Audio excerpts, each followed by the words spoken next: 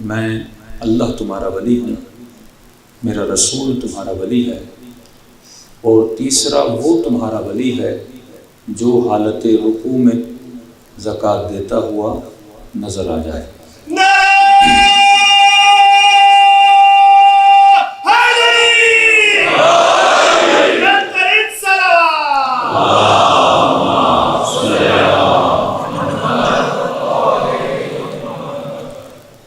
تاریخ نے لکھا کہ 40 سے زیادہ مفسرین نے لکھا کہ رکوع میں زکوٰۃ مولا امیر المومنین نے دی، لیکن ایک مفسرین ایک باریک نقطہ جس پر متوجہ نہیں تھے وہ یہ تھا کہ آج تک تاریخ میں ایسا نہ زکوٰۃ دینے والا دیکھا نہ ایسی زکوٰۃ لینے والا دیکھا۔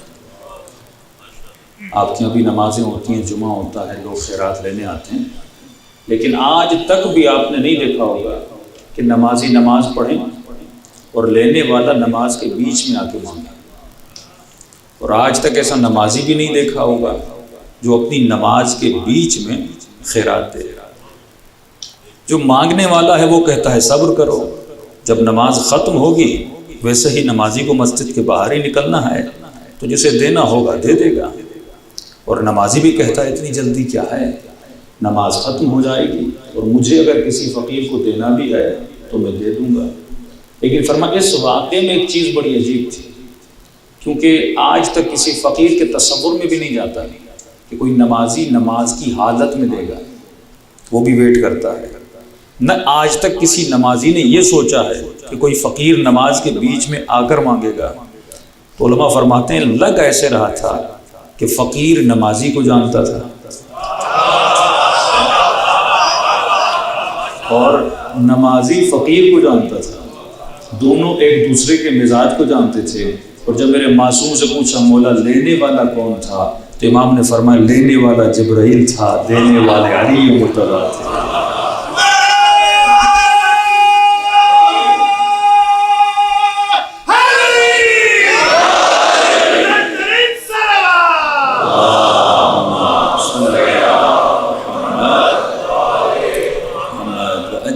فرجہم۔ ایک اور نقطہ اس میں چھپا ہوا ہے کہ قرآن کی کئی آیتیں ایسی ہیں جس میں خدا نے 3 اطاعتیں مانگی ہیں۔ پہلی ولایت میں اللہ تمہارا ولی، والرسول میرا رسول تمہارا ولی، اور وہ ولی جو حالت رکوع میں زکوٰۃ دیتا ہوا نظر آ جائے، پورا سینٹنس ہے۔ تیسری ولایت کو خدا نے کھینچ کے بتایا، فوراً نہیں بتایا، اطیعوا اللہ واطیعوا الرسول، پھر وَأُولِي الْأَمْرِ مِنْكُمْ، 2-3 الفاظ آئے۔ لیکن جب اپنی اطاعت کی ایک لفظ اطیعوا اللہ، رسول کی والرسولہ، انما ولیکم اللہ والرسولہ، لیکن جب تیسری ولایت کی بات آتی ہے تو خدا سینٹنس کو کھینچتا ہے، کیونکہ اس تیسری ہی ولایت میں لوگ الجھے ہوئے ہیں۔ پہلی ولایت کو سب مان رہے ہیں، دوسری ولایت کو سب مان رہے ہیں۔ انما ولیکم اللہ، مسلمانوں نے کہا لا الہ الا اللہ، کہا والرسول، مسلمانوں نے کہا محمد رسول اللہ۔ اب اگر یہاں تک آیت رک جاتی تو ہمارا کلمہ بھی رک جاتا، ہماری اذانیں بھی رک جاتی، لیکن آیت رکی نہیں، کہا اور وہ تمہارا ولی ہے جو حالت رکوع میں زکوٰۃ دیتا ہوا نظر آ جائے۔ اسی طرح 3 اطاعتیں، اللہ کی اطاعت کر، میرے رسول کی اطاعت کر، اور اس کی اطاعت کر وَأُولِي الْأَمْرِ مِنْكُمْ۔ لیکن سوال جو اکثر جوان کرتے ہیں یا اکثر جوانوں سے ہوتا ہے تشیع میں، وہ یہ ہے کہ بھائی اگر آپ کے 12 امام ہیں تو اتنا جھگڑا امت میں، اچھا نہ ہوتا کہ رب 12 کے نام بتا دیتا قرآن میں، جس طرح کہا کہ میں اللہ میرا رسول، تو اللہ 12 کے نام بتا دیتا تو مسئلہ ہی حل ہو جاتا، نہ شیعہ سنی کا جھگڑا ہوتا، نہ عقائدی اختلاف ہوتا، 12 کے 12 نام آ جاتے۔ قرآن کی فصاحت و بلاغت کو سمجھیے، اللہ نے اپنا نام لیا، رسول کا نام لیا، لیکن جب تیسری اطاعت کی باری آئی تو نام نہیں لیا، صفت بتائی، نام نہیں لیا، صفت بتائی۔ مثلا آیت تطہیر آپ پڑھیں، انما یرید اللہ لیذھب عنکم الرجس اہل البیت ویطہرکم تطہیرا، صفت بتائی کہ اہل بیت رسول وہ ہیں، نہ وہ نجاست کے قریب جاتے ہیں نہ نجاست ان کے قریب آتی ہے، تیسرا ولی وہ ہے جو حالت رکوع میں زکوٰۃ دیتا ہوا نظر آ جاتا ہے. کیوں؟ کیونکہ علماء فرماتے ہیں نام رکھنا آسان ہے، صفت کو اپنانا بڑا مشکل ہے. اس مجمع میں کئی لوگ ہوں گے جن کا نام علی ہوگا، لیکن علی جیسا کردار بنانا بڑا مشکل ہے. کئی لوگ ہوں گے جن کا نام محمد ہوگا، لیکن محمد جیسا بننا بڑا مشکل ہے. کئی لوگ ہوں گے جن کا نام سخی ماں باپ نے رکھا، لیکن سخی بننا بڑا مشکل ہے. کئی لوگ ہیں جن کا نام شیر علی ہوتا ہے، لیکن نام شیر رکھنے سے کوئی شیر نہیں بنتا، نام اسد رکھنے سے کوئی اسد نہیں بنتا. تو اللہ نے کہا اگر میں نام دیتا تو دشمن اہل بیت اپنے بچوں کے نام وہی رکھ لیتے. تو شاید بنو امیہ کی نسل میں سارے اہل بیت کے نام تجھے نظر آتے، کہتے یہ نام جو اللہ نے بتایا ہے یہی اسی کے لیے بتایا ہے. یہ نام جو اللہ نے ذکر، اللہ نے کہا میں نام نہیں بتاؤں گا، میں صفت بتاؤں گا. صفت کو پیدا کرنا بڑا مشکل ہے، اور صفت یہ ہے کہ نہ رجس ان کے قریب جاتا ہے نہ یہ رجس کے قریب جاتے ہیں. اب جا کر ایسے اہل بیت کو تلاش کرنا جنہوں نے کبھی کسی بت کو سجدہ نہ کیا ہو.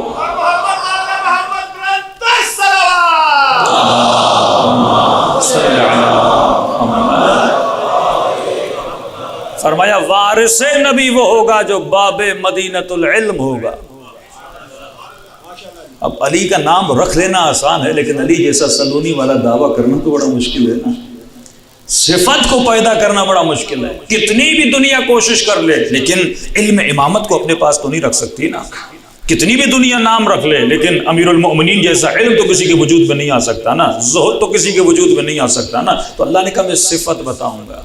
تم صفات سے پہچاننا کہ اہل بیت رسول کون ہیں.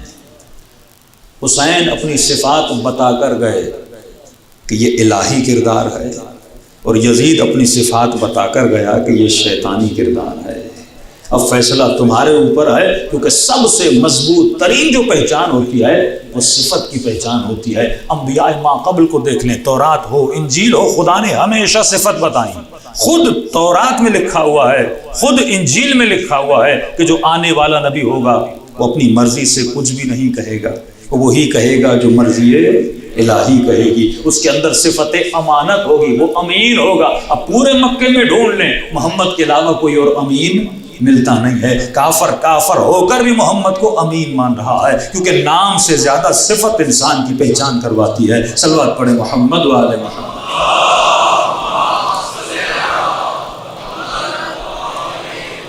آج دنیا اگر اہل بیت کو یاد کر رہی ہے تو نام سے زیادہ ان کی صفات کو یاد کرتی ہے کہ بھائی سب چھوڑ کے بھاگ گئے تھے، علی رکے تھے. تو یہ رکنا صفت ہے، بھاگنا صفت ہے. شہادت کا جذبہ یہ صفت ہے، شجاعت کا جذبہ یہ صفت ہے، سخاوت کا جذبہ یہ صفت ہے کہ کسی کے سینے پہ سوار ہوتے ہیں اور وہ ملعون مولا کے چہرے پہ لعاب دہن پھینک دیتا ہے اور علی کھڑے ہو جاتے ہیں. یہ کیا ہے؟ یہ صفت ہے. صبر صفت ہے، کمال صفت ہے، سخاوت صفت ہے. تو فرمایا جا کر دیکھنا اگر کوئی تجھے مظہر صفات خدا نظر آ جائے. اور انسان صفت کو پسند کرتا ہے. فرمایا اے انسان تو مجموعہ ہے کس کا؟ صفات کا. اب آئیے آیت کی طرف چلتے. انما ولیکم اللہ، میں اللہ تمہارا ولی ہوں. ہم سب نے کہا لا الہ الا اللہ. والرسول، ہم سب نے کہا محمد رسول اللہ. اور وہ تمہارا ولی ہے جو حالت رکوع میں زکوٰۃ دیتا ہوا نظر آ جائے. ہم سب نے کہا علی ولی اللہ. آج ایک سوال چھوڑ کے جا رہا ہوں، جو عقل مند لوگ ہیں آپ ان سے کریے گا کہ بھائی قرآن اٹھاؤ، 3 اطاعتیں واجب ہیں. اطیعوا اللہ وَأَطِيعُوا الرَّسُولَ وَأُولِي الْأَمْرِ مِنْكُمْ. اللہ کی اطاعت کرو، سارے مسلمانوں کو پتہ ہے اللہ کی اطاعت واجب ہے. محمد رسول اللہ کی اطاعت کرو، سارے مسلمانوں کو پتہ ہے کہ ہمیں مصطفیٰ کی اطاعت کرنی. ان سے پوچھو یہ تیسری اطاعت کس کی؟ وَأُولِي الْأَمْرِ مِنْكُمْ. اب ظاہر ہے یہاں بولنا پڑے گا اس اطاعت سے مراد اہل بیت رسول ہیں. اگر آپ اس کو ہٹاؤ گے تو پھر کون ہے؟ تو جواب یہ دیا کہ اُولِي الْأَمْرِ مِنْكُمْ. تمام تر مفسرین نے جو ہمارے مسلمانوں کے اُولِي الْأَمْرِ مِنْكُمْ سے مراد یہ ہے کہ جو تمہارے وقت کا حاکم ہو اس کی اطاعت کرو.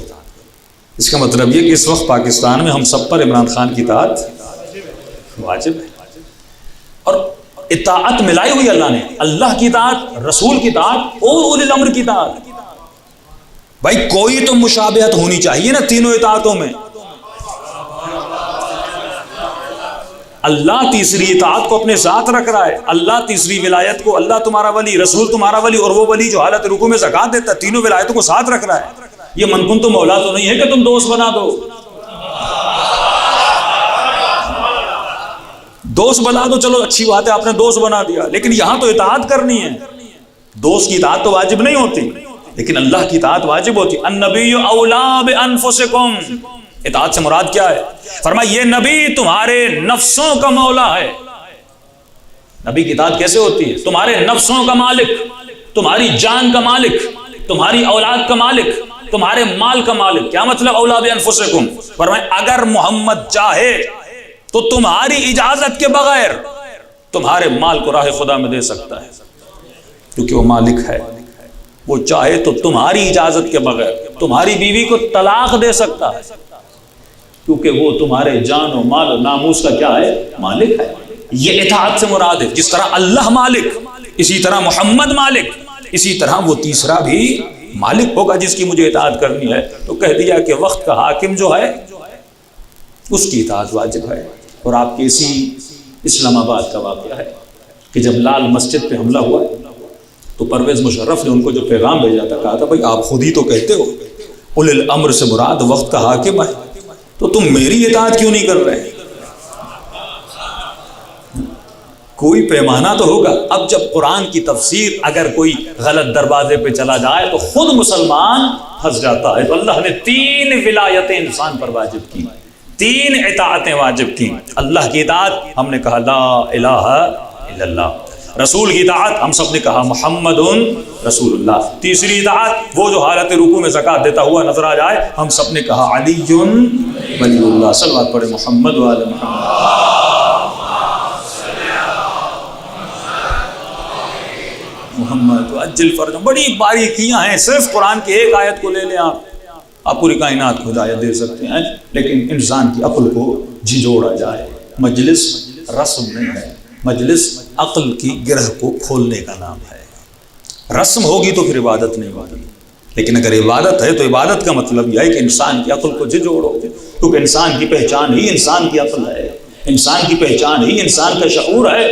اب اس کو کہتے ہیں کہ جب آپ نے کہہ دیا نا کہ لا الہ الا اللہ محمد رسول اللہ علی ولی اللہ، یہ آپ کا بنا نظریہ کہ اللہ ولی ہے، یہ نظریہ بنا، محمد ولی ہے، یہ نظریہ بنا، امیر المؤمنین ولی ہے، یہ نظریہ بنا۔ لیکن ایک ہے پریکٹیکل، تھیوری اور پریکٹیکل۔ صرف نظریے سے کام نہیں چلتا۔ آپ نے مانا، یہ آپ کا عقیدہ نظریہ بنا، اس کو کہتے ہیں ولایت نظری۔ آپ نے نظریے سے مانا کہ میرا مولا، میرا آقا، میرا مالک جس کی اطاعت واجب ہے وہ اللہ ہے، رسول ہے، رسول کے بعد امیر المومنین کا وجود ہے۔ لیکن امام فرماتے ہیں جب تک تو ولایت عملی کے میدان میں نہیں آتا تب تک تجھے فائدہ نہیں ملے گا۔ آپ امام بارگاہ میں ایک اے سی پڑا تھا، بڑا امام بارگاہ کو ٹھنڈا کر رہا تھا۔ آپ نے کہا اے سی تو بڑا جاندار ہے، تو میرے گھر کا ہال بھی بہت بڑا ہے، تو لہٰذا میں بھی وہاں پہ اے سی لگاؤں گا تاکہ میرے گھر کا ہال ٹھنڈا ہو جائے۔ آپ نے پوچھا کون سا اے سی تھا؟ فلاں سا اے سی تھا۔ آپ نے وہ اے سی دکان سے خریدا اور گھر کے ہال میں جا کر رکھ دیا۔ 1 گھنٹہ گزر گیا، ٹھنڈا ہی نہیں ہو رہا۔ آپ نے امام بارگاہ کے ٹرسٹی کو بلایا، بھائی میں نے بھی وہی اے سی خریدا ہے لیکن میرا ہال ٹھنڈا نہیں ہو رہا۔ وہ گھر میں آیا اور کہنے لگا قبلہ آپ نے اے سی رکھا ہوا ہے، اس کو آن تو کریے۔ صرف نظریے سے کمرے ٹھنڈے نہیں ہوتے، صرف نظریے رکھنے سے انسان صاحب کرامت نہیں بنتا۔ جب تک یہ نظریہ ہے کہ ایسی ٹھنڈا کرتا ہے، لیکن کب کرے گا؟ جب پریکٹیکلی اس کو آن کرو گے۔ یہ نظریہ ہے کہ قولوا لا الہ الا اللہ تفلحوا، کہو لا الہ الا اللہ تو کامیاب ہو جاؤ گے۔ ابو سفیان نے بھی لا الہ الا اللہ کہا، حسین کے مقابلے میں آنے والوں نے بھی لا الہ الا اللہ کہا، لیکن سوال یہ ہے کہ کامیاب ہوئے کہ زندگی میں نہیں ہوئے؟ انہوں نے نظریے محمد رسول اللہ کو مانا تھا، پریکٹیکلی ولایت محمد رسول اللہ میں نہیں آئے تھے۔ اسی طرح اگر تمہارا نظریہ لا الہ الا اللہ محمد رسول اللہ علی ولی اللہ، اور آج زور لفظوں اور نظریے پر ہے کہ کون علی ولی اللہ کو مانتا ہے اور کون علی ولی اللہ کو نہیں مانتا، یہ تو نظریہ ہے۔ لیکن سوال یہ ہے کہ کیا تم ولایت عملی کے میدان میں بھی داخل ہوئے کہ نہیں ہوئے؟ سلمان جو ایمان کے 10 سے 10ویں درجے پر ہے، یہ درجات تھے ولایت کے. جب تک تم ولایت عملی کے میدان میں نہیں آتے. مولا کا چاہنے والا امام کی خدمت میں آیا، امام نے فرمایا کہ میری ولایت کو مانتا ہے؟ کہاں مولا. امام نے کہا تیرے اندر مجھے ولایت نظر نہیں آ رہی. کہا مولا میں مانتا ہوں علی ولی اللہ، آپ کو رسول کے بعد اللہ کا ولی مانتا ہوں.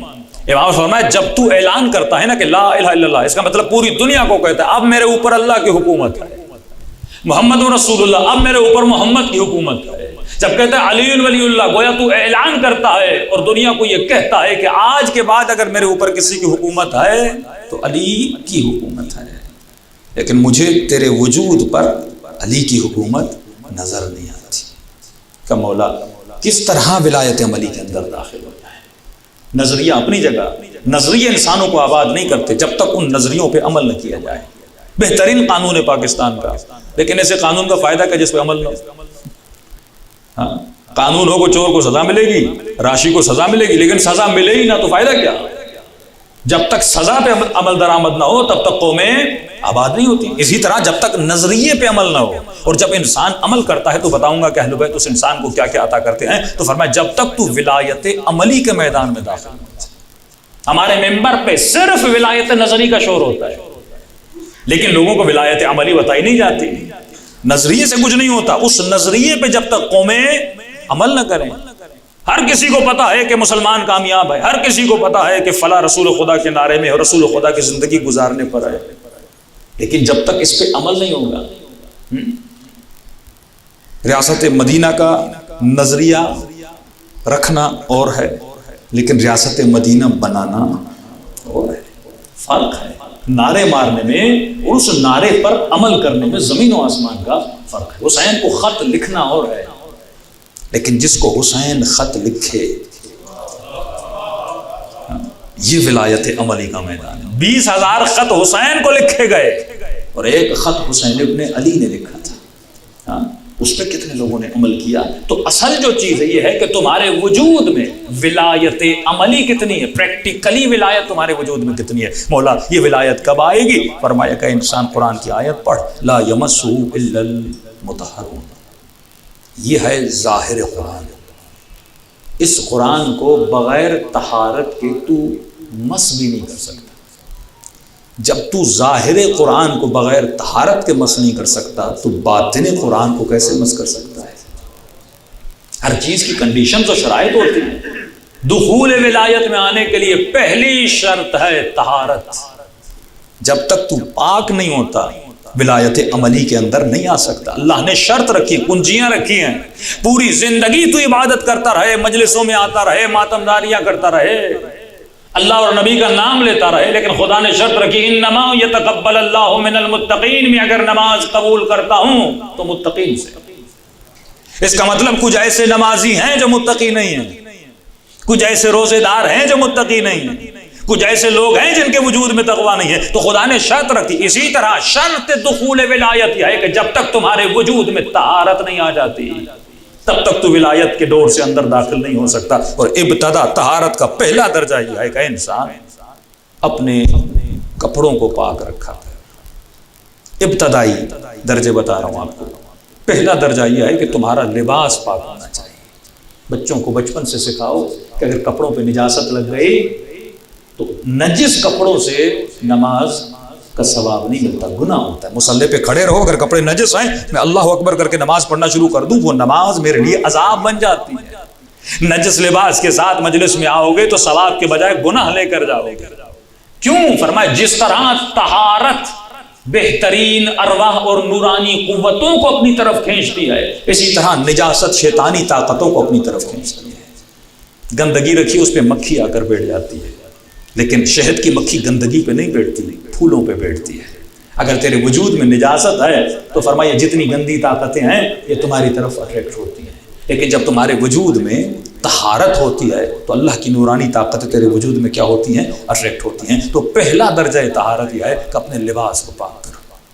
اپنے بچوں کو سکھائیے کہ اگر لباس نجس ہے نماز نہیں ہوتی، عبادت نہیں ہوتی، مجلس نہیں ہوتی. پہلا درجہ ہے لباس کو پاک. دوسرا درجہ ہے کہ بدن کو نجاست سے بھی پاک کرو. صرف کپڑے پاک نہ ہوں بلکہ تمہارا بدن بھی پاک ہو. خون لگا ہوا ہو، ظاہری نجاست لگی ہوئی ہو تو بدن کو پاک کرو۔ تیسرا درجہ دخول طہارت میں، لیکن اس درجے کو بیان کرنے سے پہلے کیونکہ دونوں کا آپس میں ربط ہے، بدن ظاہری بات کر رہا ہوں، ظاہری طور پہ بدن پاک ہو۔ اب مثال کے طور پہ کسی مومن کو غسل واجب ہو گیا، کچھ مسائل کی وجہ سے جلدی نہا نہیں سک رہا، رفع غسل نہیں کر پا رہا، اس کے لیے کیا ہے؟ یہاں پر بھی معصوم فارمولہ بتاتے ہیں۔ جو خواتین جن پہ غسل واجب ہے یا نجاست کی حالت میں ہیں، کیونکہ نجاست گندی چیزوں کو اپنی طرف کھینچتی جو آپ کو نظر نہیں آتی۔ کئی بچوں پہ اثرات ہوتے ہیں، کئی بچیوں پہ اثرات ہوتے ہیں، کیونکہ والدین نے سکھایا نہیں ہے کہ تمہیں ہمیشہ پاک و پاکیزہ رہنا ہے۔ لیکن کبھی کبھی مجبوری ہوتی ہے، شرعی مجبوریاں ہوتی ہیں کہ انسان نجاست کی حالت میں رہتا ہے۔ اس حال میں کیا کیا جائے؟ آنسو فرماتے ہیں مثلاً اگر غسل جنابت واجب ہے یا خواتین پر غسل واجب ہے لیکن خود کو پاک و پاکیزہ نہیں کر پا رہی تو کیا کرنا ہے؟ فرمایا اس حالت میں ہمیشہ وضو کے ساتھ رہا۔ مثلاً غسل جنابت میں کھانا کھانا مکروہ ہے، پانی پینا مکروہ ہے، اب میں نہا بھی نہیں پا رہا کچھ مجبوریوں کی وجہ سے، لیکن بھوک بھی لگی ہے، پیاس بھی لگی ہے، تو کروں تو کیا کروں؟ معصوم فرماتے یہاں پر وضو کر لیں، تو وہ کراہت جو ہے وہ کیا ہو جائے گی؟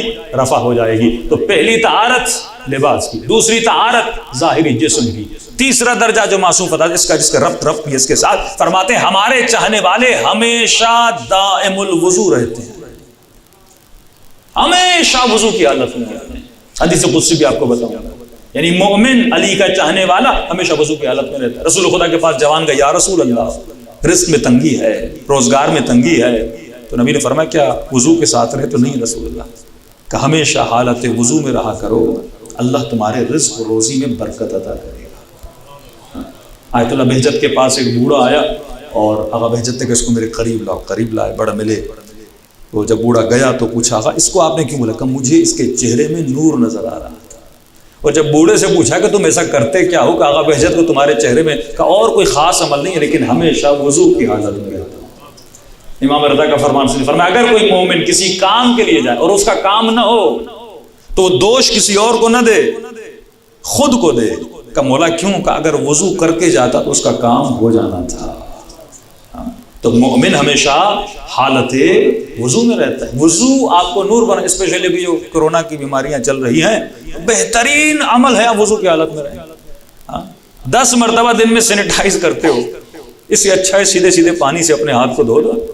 6 مرتبہ 7 مرتبہ دن میں وضو کر لو۔ وضو میں تمہارا اب سینیٹائزر سے ہاتھ آپ دھلیں گے نا، لیکن جب آپ وضو کرو گے تو منہ میں اگر کوئی وائرس ہوگا وہ بھی نکل جائے گا۔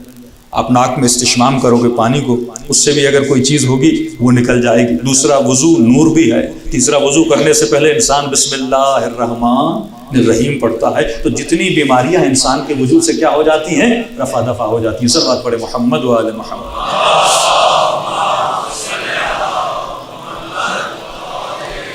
محمد وجل فرم۔ تو فرمایا ہمارا چاہنے والا ہمیشہ کیا رہتا ہے؟ دائم الوضو رہتا ہے۔ حدیث قدسی سنیے، اللہ کی آواز آتی ہے، میرے بندے دیکھیے 2 لفظ ہیں عربی میں، ایک وفا ایک جفا۔ وفا یعنی وفاداری، جفا یعنی بے وفائی۔ اللہ کہتا ہے اگر میرے کسی چاہنے والے کا وضو ٹوٹ جائے اور اگر وہ دوبارہ وضو نہ کرے تو اس نے اپنے رب کے ساتھ جفا کی۔ اگر وضو ٹوٹ جائے اور دوبارہ وضو نہ کرے اس نے خدا کے ساتھ کیا کیا؟ جفا کیا۔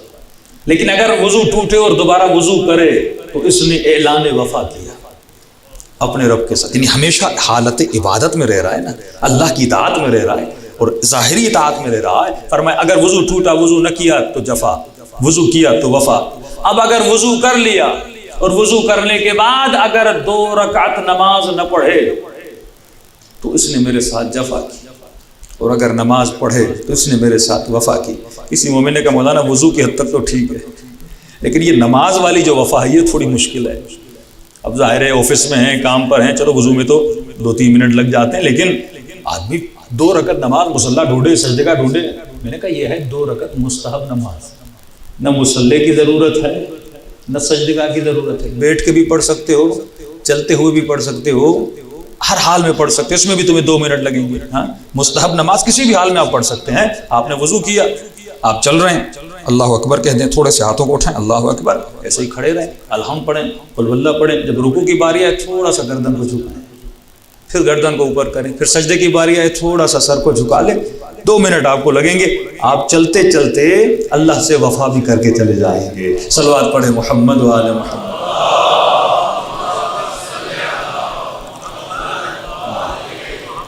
وہ مستحب نماز ہے، اس کے لیے قبلے کی بھی اتنی شرط نہیں ہے۔ فَإِنَّمَا تُوَلُّوا فَثَمَّ وَجْهُ اللَّهِ، یہ نماز ہائے مستحبی کے لیے ہے۔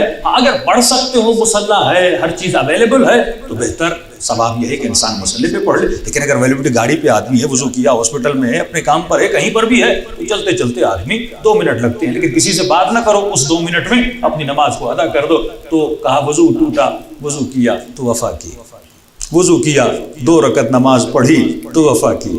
اگلا جملہ بڑا نورانی ہے۔ اب اگر 2 رکعت نماز پڑھ لی، اب اگر مجھ سے دعا نہ کرے تو جفا کی۔ وہ صلا بھی دیتا ہے، وہ کریم رب ہے۔ وضو ٹوٹا، وضو کیا تو وفا کی، وضو نہ کیا تو جفا کی، 2 رکعت نماز نہ پڑھی تو جفا کی، 2 رکعت نماز پڑھی تو وفا کی۔ اب اگر نماز پڑھنے کے بعد مجھ سے کچھ مانگتا نہیں تو بھی جفا کی، اور اگر مجھ سے کچھ مانگتا ہے تو وفا کی۔ اگلا جملہ اور نورانی، اب اگر میں اپنے بندے کی دعا کو قبول نہ کروں تو میں نے اس سے جفا کی۔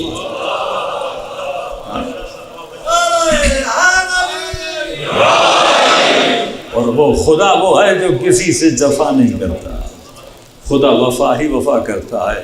سادے سادے نسخے ہیں جس سے انسان کی زندگی سنور جاتی ہے، زندگی بن جاتی ہے۔ اور ہمیشہ حالت، اب وضو کی حالت میں سوئے تو پوری رات عبادت، وضو کی حالت میں چلے تو پورا دن عبادت، اور وضو کی حالت میں اگر موت آ جائے تو اس سے نورانی موت کوئی ہو نہیں سکتی، کیونکہ من یمت یرنی، جو بھی مرے وہ علی کی زیارت کرتا ہے۔ تو جب تم ذریعہ حسین کی زیارت کے لیے جاتے ہو تو باوضو ہو کر جاتے ہو، جب ذریعہ معصومہ قم کی زیارت کے لیے کسی حرم میں بے وضو جاتے ہو، ہر حرم میں وضو کے ساتھ جاتے ہو، تو مجھے تو میری موت کا پتہ نہیں، کبھی بھی آ سکتی ہے، تو ہمیشہ وضو کے ساتھ رہو، کیونکہ زیارت علی کبھی بھی ہو سکتی ہے۔ صلوات پڑھے محمد و آل محمد۔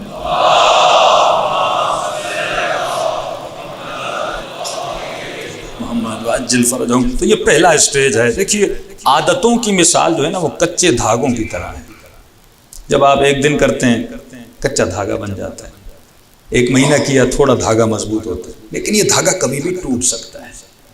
ہاں 1 مہینہ کا، مولانا میں 6 مہینے نماز شب پڑھتے ہیں، اپنے قصے جو لوگ پرانے سناتے ہیں، جوانی میں میں اتنے دن میں نے نماز شب، ابھی پڑھتے ہو کہ نہیں؟ جوانی کو چھوڑ دو، پچھلے زمانے، ابھی بتاؤ آج کیا کر رہے ہو؟ معیار تمہارا آج ہے، معیار تمہارا کل نہیں ہے۔ تو جب تم ریپیٹڈلی ایک عمل کو کرتے ہو، کچے دھاگے سے مضبوط ہوتا ہے۔ معصوم فرماتے ہیں اگر بہت زیادہ کرو نا اس عمل کو، تو وہ کچے دھاگے سے زنجیر بن جاتی ہے، اور جب یہ لوہے کی زنجیر بن جائے پھر اسے دنیا کی کوئی طاقت توڑ بھی نہیں سکتی۔ پھر وہ زندان شام میں بھی ہو تو سیدہ زینب نماز شب پڑھتی ہوئی نظر آتی ہے۔ یہ مضبوط زنجیروں کی مثالیں ہیں کہ راسخ ہو گئی تھی عبادت خدا اور عبادت پروردگار عالم اہل بیت اور اولاد اہل بیت کے وجود میں، کیونکہ انہوں نے ریپیٹڈلی اپنی اعمال کو کیا دیا تھا؟ انجام دیا تھا۔ ہمارے ایک دوست سے کہتے ہیں مولانا میں نفس کی غلبہ بتا رہا ہوں آپ پر، کہتے ہیں مولانا میں کوئی 7 سال سے دائم الوضو ہوں، 7 سال سے، بڑا عرصہ ہوتا ہے 7 سال۔ کہہ رہے آج بھی جب وضو ٹوٹتا ہے نا، اب جو بندہ 7 سال سے ریگولر وضو ٹوٹے وضو کرے، وضو ٹوٹے وضو کرے، کہ آج بھی جب وضو ٹوٹتا ہے نا، وضو کے اندر سے نفس کہتا ہے چھوڑ دو۔ یعنی 7 سال کی ریپیٹیشن کے بعد پھر بھی اندر سے آواز کیا آتی ہے؟ آج نہیں کرو، سستی دلاتا ہے مجھے۔ تو اس لیے امام فرماتے ہیں یہ نفس بڑا خطرناک ہے، یہ مت سمجھنا کہ اگر تجھے کسی دن میں روک نہیں رہا تو اس کا مطلب یہ مر گیا ہے۔ مولا تشبیہ دیتے ہیں، فرماتے ہیں تمہارے نفس کی مثال سانپ کی طرح ہے، یہ کبھی کبھی بے ہوش ہو جاتا ہے لیکن زندہ ضرور رہتا ہے، کبھی بھی اٹھ کے آگے تمہیں گمراہ کرو۔ کم گمراہی سے بچو گے جب کوشش کرو گے ہمیشہ حالت لاکھوں گناہوں سے بچ جاؤ گے اگر حالت وضو میں رہو گے۔ صلوات پڑھے محمد و آل محمد۔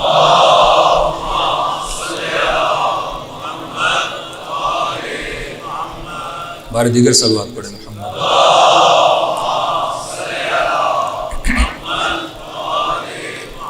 تو پہلی طہارت اپنے لباس کو نجاست سے بچ، یہ ولایت عملی کی پہلی شرط ہے۔ دوسری شرط ولایت عملی کی اپنے بدن کو بھی نجاست ظاہری سے کوشاں رہو، کوشش کرو، بچا کے رہو۔ وہ ایلیمنٹس، وہ اسباب جن کی وجہ سے نجاست بنتی ہے، ان ایلیمنٹس کو اپنے گھروں سے ریموو کر دو۔ ہاں مثلاً آپ طہارت کر رہے ہیں، مختلف پائپس گھر میں ہوتے ہیں، کوئی پریشر پائپ ہوتا ہے نا، تو وہ جب نجاست سے ٹکراتا ہے تو پھر نجاست کیا ہوتی ہے؟ ریٹرن ہوتی ہے۔ تو ایسے ایلیمنٹس، ہم ان چیزوں پہ غور نہیں کرتے۔ گھر لیا جناب نے، گھر بنا لیا اور ہم اسی گھر کو یوز کیے جا رہے ہیں۔ آپ چیک کرو کہ وہ جگہیں جہاں پہ نجاست کا خدشہ ہے، کوئی ایسی چیز تو نہیں ہے، ٹیکنیکل ایسی چیز تو نہیں ہے کہ جس سے بچہ نجس ہو جائے، جس سے میں نجس ہو جاؤں، زحمت میں پڑ جاؤں۔ تو کوشش کریں ایسے اسباب کو پیدا کریں جس سے طہارت بڑی آسانی سے ممکن ہو، جس سے انسان کی نجاست آسانی سے ممکن ہو۔ ان اسباب کو گھر سے ریموو کرنا انسان پر کیا ہے؟ واجب ہے۔ صلوات پڑھیں محمد و آل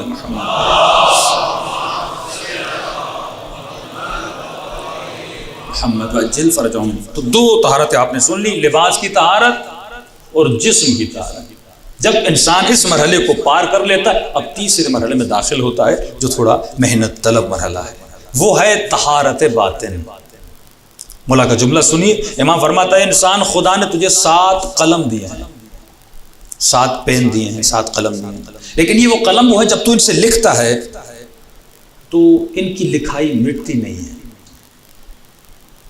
اچھا مولا یہ قلم جو اللہ نے دی، یہ لکھنا کہاں پر ہے؟ فرمایا اللہ نے تجھے ایک سفید کاغذ دیا ہے۔ مولا مثال سے سمجھا رہے ہیں کہ مولا یہ سفید کاغذ کیا ہے اور یہ 7 قلم کیا ہے؟ فرمایا سفید کاغذ تمہاری روح ہے اور یہ 7 قلم تمہارے اعضاء و جوارح ہے۔ تو اپنے 7 قلموں سے اپنی روح پر لکھتا جاتا ہے، 70 سال 60 سال جو تو لکھتا ہے وہی تجھے قیامت میں پڑھایا جاتا ہے۔ اور بعض یہ کہا کہ مرنے کے بعد تو 7 ممالک کا سفر کرے گا۔ 7 ممالک کی تشبیہ دی، 7 بلدان سے گزرے گا۔ یہ کون سے 7 ممالک ہیں؟ فرمایا تمہارے 7 اعضاء کے ممالک ہیں۔ مثلا ایک ملک آنکھ کا ہے، ایک ملک زبان کا ہے، ایک ملک کان کا ہے، ایک ملک شکم کا ہے، ایک ملک اعضاء نکاح کا ہے۔ ان سے تو گزرے گا، جو تم نے ان سے کیا ہے وہ تجھے دکھایا جائے گا۔ اب تمہاری مرضی ہے تو اپنے قلم سے لکھتا کیا ہے۔ آنکھ قلم ہے، یہ تمہاری مرضی ہے کہ اے جماعہ اس قلم سے حسین کا گریہ لکھ، اس قلم سے زیارت عاشورہ لکھ، اس قلم سے قرآن کی تلاوت لکھ، یا اس قلم سے نگاہ حرام لکھ۔ یہ تیرے اختیار میں ہے، لیکن یاد رکھنا جب یہ سفید کاغذ خراب ہو جاتا ہے تو پھر اس کو بنانا بڑا مشکل ہوتا ہے۔ اس کی مثال علماء اخلاق اس طرح دیتے ہیں کہ اگر جوانی میں آپ نے کوئی گناہ کیا ہو اور آپ نے پھر توبہ کر لی کہ پروردگارا میں نے بڑی خطا کی تھی، مجھے معاف فرمانا، لیکن فرمایا جو تم نے دیکھا وہ مٹے گا تو نہیں نا۔ توبہ کا مطلب یہ تو نہیں کہ وہ سین، وہ سینری، وہ باتیں تمہارے ذہن سے ریموو ہو جاتی ہیں، نہیں، گناہ کی معافی ہے، لیکن جو تم نے دیکھا ہے وہ پوری زندگی عذاب بن کے تمہارے ذہن میں رہے گا، اور شیطان جب چاہے کہ اسے تمہارے سامنے لا کر کھڑا کر دے گا، تمہارے ذہن کو نجس کر دے گا۔ اسی لیے فرمایا اے جماعہ کوشش کیا کرو کہ یہ جو قلم اللہ نے دیا ہے اس سے اچھی چیزیں لکھا کرو۔ تو طہارت کا تیسرا دروازہ یہ ہے کہ انسان اپنے باطن کے اعضاء کو بھی نجاست سے بچایا کرے۔ اگر ظاہری نجاست لگ جائے تو یہ پانی سے مٹتی ہے، لیکن اگر آنکھوں سے گناہ کرو اور آنکھیں نجس ہو جائیں، یہ دنیا کے پانی سے نہیں مٹتے، یہ آنکھوں کے پانی سے مٹتے ہیں، یہ توبہ کے آنسوؤں کے پانی سے اس گناہ کو مٹایا جاتا ہے۔ لیکن سوال یہ ہے کہ انسان تو کب آنکھوں کے گناہوں سے بچے گا؟ تو کب زباں کے گناہوں سے؟ پہلے یہ سنو کہ آنکھوں کے گناہ کون سے ہیں، زباں کے گناہ کون سے ہیں، کانوں کے گناہ کون سے ہیں۔ بڑے بڑے علماء نے محنت کی، شہید دستغائب نے کتاب گناہان کبیرہ، کتاب قلب سلیم، نماز شب، یہ کتابیں کس کے لیے؟ ہمارے لیے ہیں۔ جہاد اکبر، یہ کتابیں پڑھیں تاکہ مجھے پتا چلے کہ مجھے اپنے وجود کو کیسے پاک کرنا ہے۔ میرے گھر میں سوشلوجی کی کتاب تو پڑھی ہوئی ہے، میرے گھر میں میتھمیٹکس کی بک تو پڑھی ہوئی ہے، بایولوجی کی کتابیں تو پڑھی ہوئی ہے، لیکن کوئی ایسی کتاب نہیں ہے جس سے میں یہ سیکھوں کہ مجھے اپنے باطن کو پاک کیسے کرنا ہے۔ سینیٹائزر کرو گے تمہارے ہاتھ پاک ہو جائیں گے، لیکن باطن کو کس چیز سے پاک کیا جاتا ہے؟ یہ غم امام حسین، یہ آقا حسین کا گریہ، یہ آنسوؤں کا بہنا، یہ دعائے کمیل کے آنسو، یہ وہ قطرات ہیں جو تمہارے باطن کی نجاست کو کیا کرتے ہیں؟ پاک کرتے ہیں۔ تو فرمایا کہ کہ باطن کی نجاست کا پہلا قلم یا پہلی کھڑکی یا پہلی ونڈو یا پہلا دروازہ جو یا جنت کی طرف کھولے گا یا جہنم کی طرف کھولے گا، وہ پہلا دروازہ تمہاری آنکھ کا دروازہ ہے۔ اے انسان، کبھی آنکھوں کو نجاست میں مبتلا نہ کرنا۔ اے جوان، اگر نگاہ حرام پڑ بھی جائے تو پہلی نگاہ کیونکہ ارادی نہیں ہے، حلال ہے، لیکن دوسری مرتبہ دیکھنا حرام ہے کیونکہ تو اپنے ارادے سے دیکھتا ہے۔ جب دوسری مرتبہ ارادے سے دیکھتا ہے تو شیطان تمہارے ارادے میں کیا ہو جاتا ہے؟ انوالو ہو جاتا ہے۔ اسی لیے فرمایا جب بھی نگاہ حرام پڑے، یا آنکھوں کو آسمان کی طرف بلند کرو یا آنکھوں کو زمین کی طرف بلند کرو، تو ہر وہ نگاہ جو تو بلند کرتا ہے خدا 70 نیکیاں تمہارے نام اعمال میں لکھ دیتا ہے۔ 18 علماء فرماتے ہیں اتنے گناہ آنکھوں سے ہوتے ہیں، اور یہ آنکھیں کھڑکی ہیں نا، دیکھیے یہ ونڈو ہے، جتنے بھی آپ کے اعضاء ہیں یہ ونڈو ہے۔ آپ ان سے چیزوں کو امپورٹ کرتے ہو اپنے وجود کے اندر، تصویروں کو اپنے دماغ میں ڈالتے ہو، ہاں، قرآن کو اپنے دماغ میں ڈالتے۔ امام حسین کی زری کی زیارت کر کے آئے، وہ تصویر آپ کے کہاں گئی؟ آپ کے مائنڈ میں جاتی ہے، پھر رات کو سوچتے ہو، پورے مائنڈ کی کیلکولیشن ہوتی ہے۔ اچھی چیزیں ڈالو گے، یہ بھی غذائے روح ہے۔ جس طرح بدن کو گندی غذا دو گے تو بدن بیمار ہو جاتا ہے، کولیسٹرول کے مریض ہو جاتے ہو، مختلف بیماریوں کا شکار ہو جاتے ہو، اسی طرح اگر تم اپنے آنکھوں سے جو تصویریں، جو باتیں، جو صورتیں اپنے ذہن میں ڈال رہے ہو، اگر وہ گندی صورتیں ہیں تو تم اپنے وجود کو نجس کر دیتے ہو۔ تو فرمایا علی والا ہمیشہ اپنی آنکھوں پر کنٹرول کرتا ہے۔ یہ کنٹرول کی ایک صفت، اس پہ میں بعد میں آؤں گا۔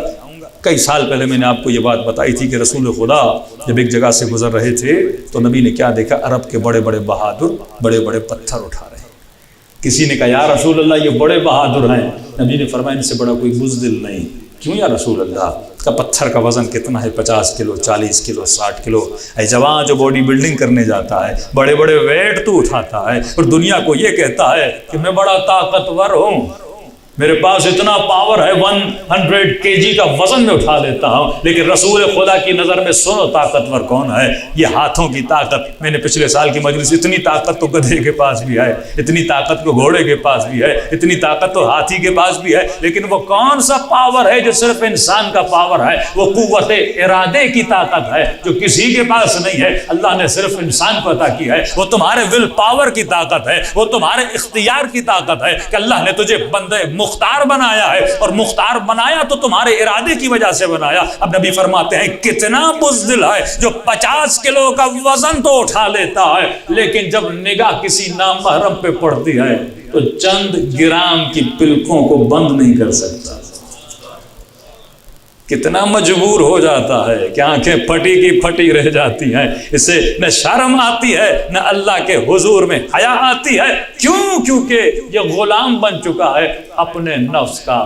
امام فرماتے ہیں غور کیا کر، اگر تو غلام نفس بن جاتا ہے تو دنیا میں بھی ذلیل ہوتا ہے، آخرت میں بھی خوار ہوتا ہے، کیونکہ نفس کے سامنے بار بار خود کو چھوٹا کرتا رہتا ہے، اس کی خواہشوں کے سامنے خود کو زمین پر رینگتا رہتا ہے۔ اور فرماتے ہیں بعض لوگوں کی مثال اس فٹ بال کی طرح ہے کہ کھلاڑی جہاں چاہے کک مارے اور بال چلی جاتی ہے۔ تو فرمایا خود کو شیطان کے قدموں کا فٹ بال نہ بنایا کر، نفس کو اپنے پاؤں کا فٹ بال بنا۔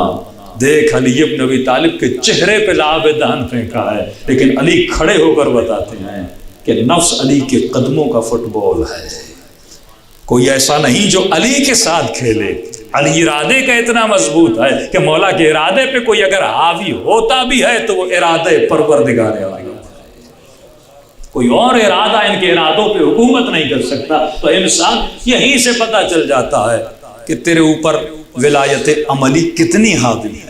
زبان سے علی علی کرنا بہت آسان ہے، نظری نعرے مارنا بہت آسان ہے، لیکن آنکھوں پر علی کی ولایت کو نافذ کرنا اور عملی ولایت کے میدان میں داخل ہو جانا بڑا مشکل ہے۔ صلوات پڑھیں محمد و آل محمد۔